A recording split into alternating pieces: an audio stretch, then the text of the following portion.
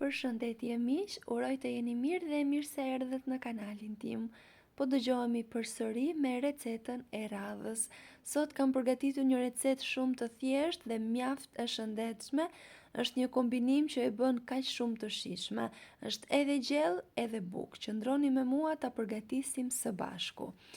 Në një enë do shtojmë 500 gram miell misri.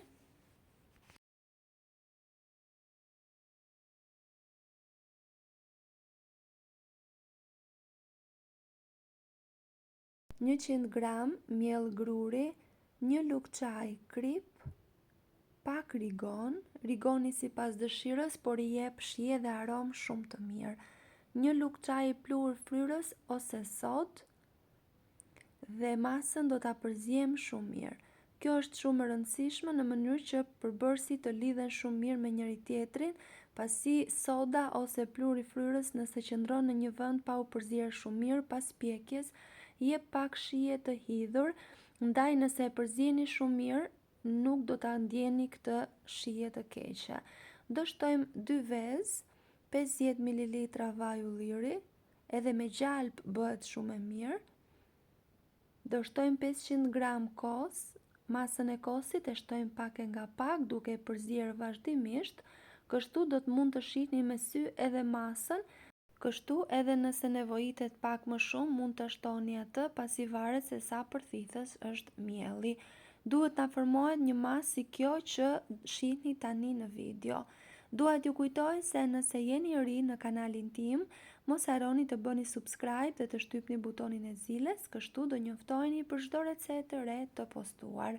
Do shtojmë 100 gram ullinj të pastruar nga bërthama dhe të coptuar, 100 gram djath të bardhë ose çfarëdo lloj djathi që ju preferoni apo ju gjendet në shtëpi. Masën do ta përziejmë derisa të na bëhet një masë e njëtrajtshme. Pasi ta kemi gati, e vendosim në tavën e pjekjes. Unë poshtë tavës kam vendosur një letër pjekjeje. Nëse dëshironi mund ta lyeni thjesht me gjalp ose me vaj ulliri. E hapim shumë mirë në të gjithë sipërfaqen. Është kënaqësi për mua të mësoj gjithmonë se nga cili vend i Shqipërisë apo i botës mund ishni. Nëse dëshironi mund të ma shkruani në koment.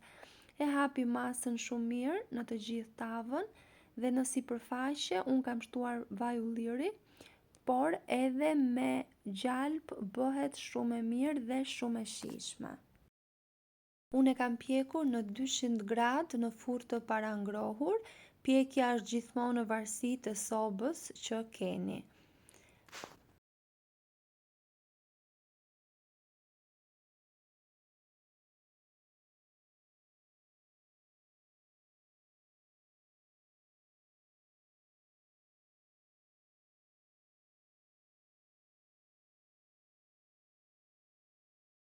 Dhe si që shihni është gati, ka marrë një ngjyrë shumë të mirë, ka një aromë fantastike dhe është shumë i shijshëm. Kombinimi i bukës së misrit me djath dhe ullinj është një kombinim që nuk të zhgënjen asnjëherë, është plot shije dhe kaq i shëndetshëm.